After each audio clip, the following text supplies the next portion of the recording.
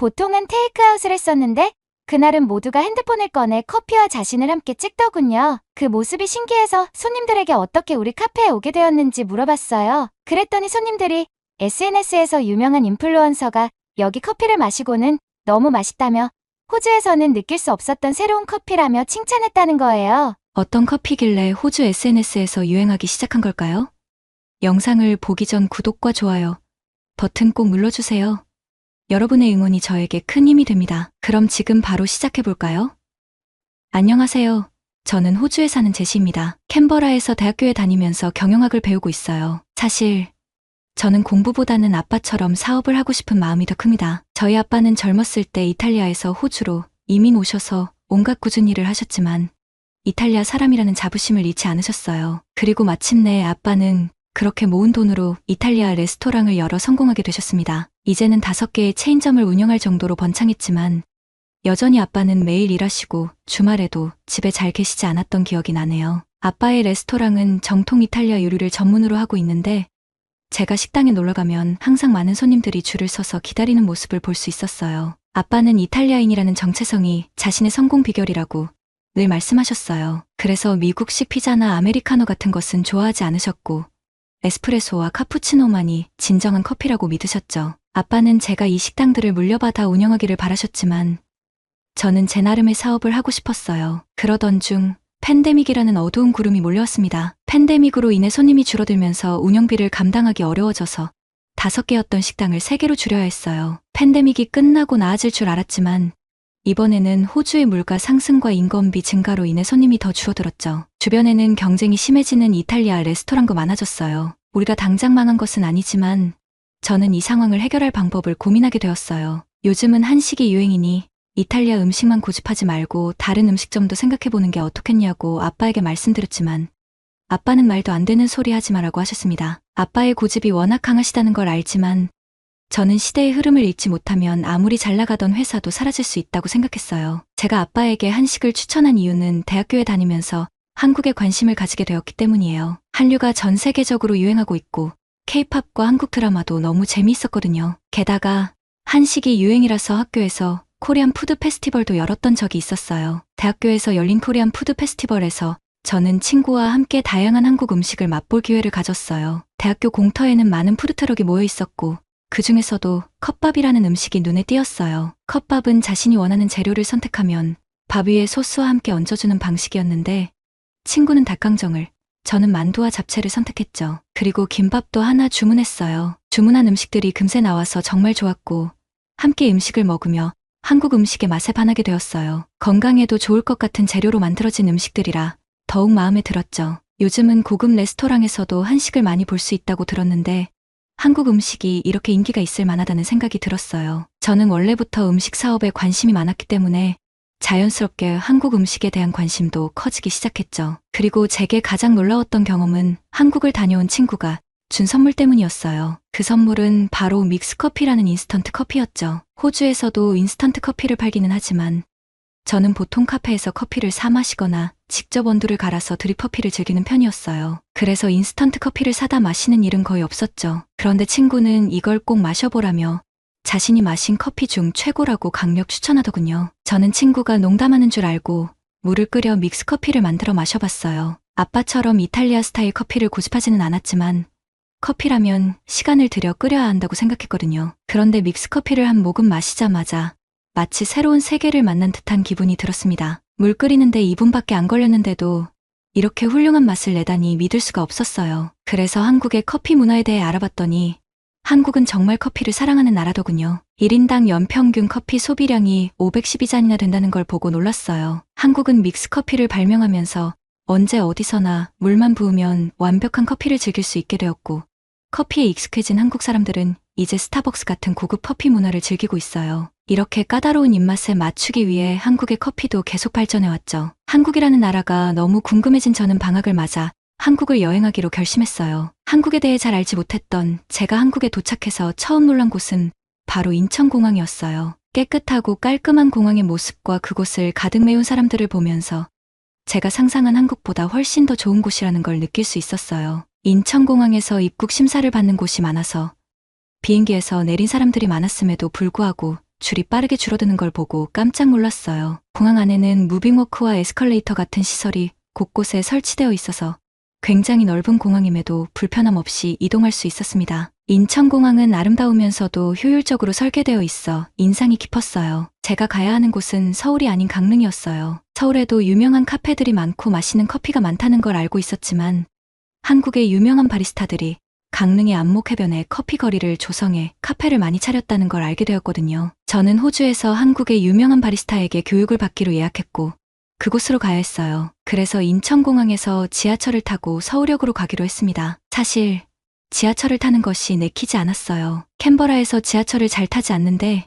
이유는 여러 가지 문제가 있었기 때문이죠. 노숙자 문제와 악취 때문에 혼자 지하철을 타는 것이 불안했어요. 그런데 처음 타보는 한국의 지하철은 영어로 길 안내가 잘 되어 있어서 편하게 찾아갈 수 있었어요. 지하철역에 도착했을 때 너무 깨끗해서 이곳이 정말 지하철역이 맞나 싶을 정도였죠. 게다가 스크린도어라는 유리로 전면을 가린 시설은 처음 보는 제가 보기에도 너무 안전하게 느껴졌습니다. 호주에서 지하철을 탈 때는 약에 취한 사람이 철로에 떨어질까봐 걱정이 많았는데 한국의 지하철역에서는 그런 걱정을 할 필요가 없을 것 같았어요. 지하철을 타자마자 쓰레기 하나 없이 깨끗했고 이상한 냄새도 나지 않아 정말 놀라웠습니다. 좌석도 따로 구분되어 있었고 임산부를 위한 좌석까지 비어있는 모습을 보고 한국 사람들의 시민의식이 정말 대단하다는 생각이 들었습니다. 서울역에 도착했는데 서울역은 정말 큰 기차역이었습니다. 너무 커서 혼자 어디로 가야 할지 멍하니 서 있었는데 지나가던 한국 여성분이 제게 어디로 가냐고 물어봐 주셨어요. 저는 KTX를 타야 해서 표를 사야 한다고 말씀드렸죠. 그 여성분은 저를 표를 사는 곳까지 데려다 주겠다고 하셨고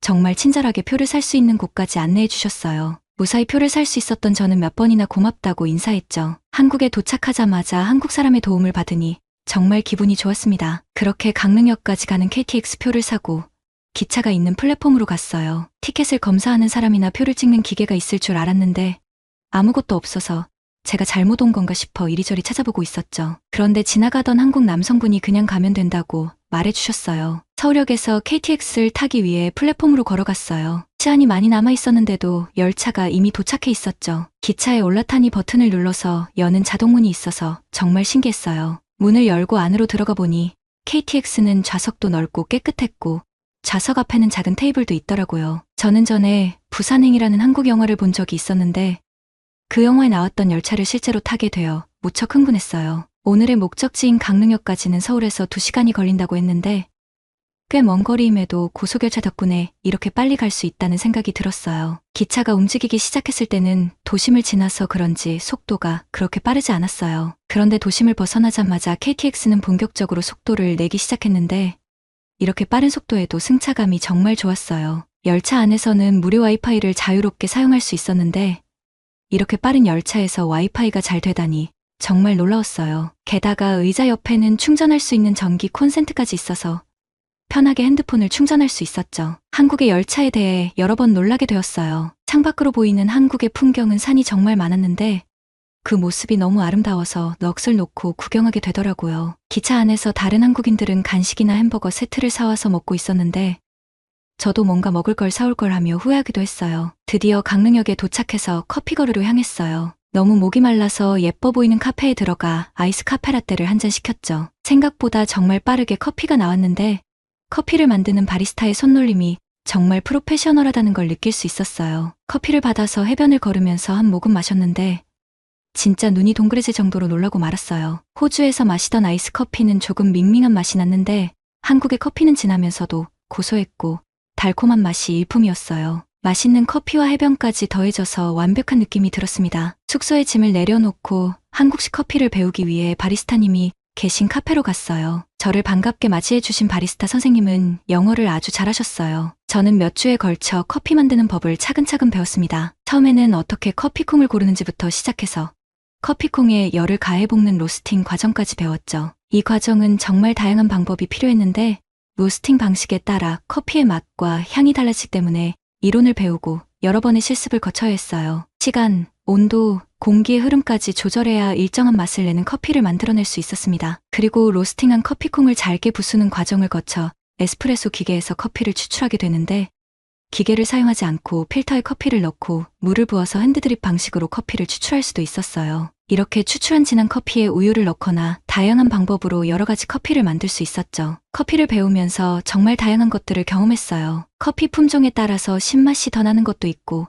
탄맛이 나는 것도 있어서 너무 다양하더라고요. 나름 커피를 잘 안다고 생각했는데 배우면 배울수록 정말 어렵다는 걸 깨달았어요. 바리스타 선생님의 커피를 만드는 모습을 보고 있으면 그분의 집중력과 손재주에 감탄하게 되었어요. 다른 수강생들을 봐도 그렇고 한국 사람들은 참 손재주가 좋다는 생각이 들었어요. 저도 그런 선생님처럼 되고 싶어서 열심히 연습했죠. 커피뿐만 아니라 녹차 라떼나 바닐라 라떼 같은 다양한 카페 메뉴도 배웠어요. 그리고 강릉에 있는 여러 카페들을 돌아다니면서 각 카페마다 자신들만의 특별한 맛을 내기 위해 고른 원두를 직접 로스팅하는 것을 보았어요. 한국의 디저트들이 커피와 너무 잘 어울렸는데 특히 떡이나 조각 케이크와 함께하는 커피는 정말 행복한 시간을 만들어주더라고요. 선생님이 추천해주신 한 카페에서는 옛날 한국의 다방을 재현한 곳에 가봤는데 거기서는 커피에 계란 노른자를 띄워주더라고요. 처음에는 깜짝 놀랐지만 의외로 그 맛이 정말 좋았어요. 한국의 커피에는 한국 사람들의 생각과 미학이 담겨 있는 것 같아서 한국에서의 생활이 더욱 즐거워졌습니다. 바리스타 교육을 받으면서 친해진 친구들과 함께 여러 한국 음식을 먹으러 다녔어요. 그런데 여러분, 제가 가장 마음에 들었던 음식이 뭔지 아세요? 바로 곰탕이라는 음식입니다. 친구들이 곰탕을 먹으러 가자고 했을 때 저는 깜짝 놀라서 한국은 곰을 먹냐고 물어봤죠. 친구들이 웃으면서 곰탕은 소고기의 양지와 사태 같은 부위를 오래 끓여서 만든 국물이라며 밥과 함께 먹는 음식이라고 설명해 주었어요. 곰고기는 아니었지만 한국 전통 음식이라는 말에 기대하면서 음식을 기다렸어요. 맑은 국물 안에는 소고기와 파가 가득 들어 있었고 친구들은 설렁탕이라는 것도 있는데 그건 솥뼈를 위주로 끓였고 곰탕은 고기를 끓여서 국물이 맑다고 설명해 주었어요. 국물을 한 숟가락 떠서 먹었는데 온몸이 따뜻해지면서 너무 맛있더라고요. 다른 친구들이 밥을 국물에 넣어서 먹길래 저도 그렇게 먹었는데 정말 속이 따뜻해지고 부드럽고 맛있었어요. 김치와 함께 먹으니 더 맛있었고요. 제가 곰탕을 너무 잘 먹는 모습을 보고 친구 중 한 명이 제시가 한국 사람이 다 됐다며 웃었어요. 또 바닷가 근처라서 해산물도 정말 많이 먹었어요. 호주에서는 비싸서 자주 먹지 못하는 굴 요리도 배부르게 먹었는데 가격이 비싸지 않아서 좋았어요. 굴 요리를 좋아하시는 아빠가 한국에 오시면 정말 좋아하실 것 같아요. 교육이 끝날 때쯤 선생님이 마지막으로 테스트를 보셨어요. 저는 에스프레소 기계 앞에 서서 먼저 잔에 따뜻한 물을 담아 잔을 따뜻하게 해줬습니다. 그런 다음 원두를 갈아서 그라인더에 넣고 템퍼라는 기구를 이용해 원두를 잘 눌러줬죠. 그리고 에스프레소를 뽑아내면서 주변을 정리했어요. 에스프레소를 먼저 4잔 뽑아서 선생님께 드렸고 이어서 카푸치노 4잔을 만들어야 했어요. 에스프레소는 커피만 뽑으면 끝이었지만 카푸치노는 스팀으로 데운 따뜻한 우유를 사용해 모양을 내는 과정이 있어서 훨씬 어렵더라고요. 정말 손님에게 커피를 내듯이 온 신경을 집중해서 커피를 만들었어요. 정해진 시간을 넘기지 않고 재빠르게 커피를 만들어내는 일이 쉽지는 않았지만 선생님께서 제 커피를 맛보시고 미소를 지어주셔서 긴장이 풀렸습니다. 바리스타 선생님은 제가 열심히 잘 배웠다며 어깨를 두드려 주셨고 그 순간 정말 기쁨이 밀려왔습니다. 비록 한국을 떠나는 건 아쉬웠지만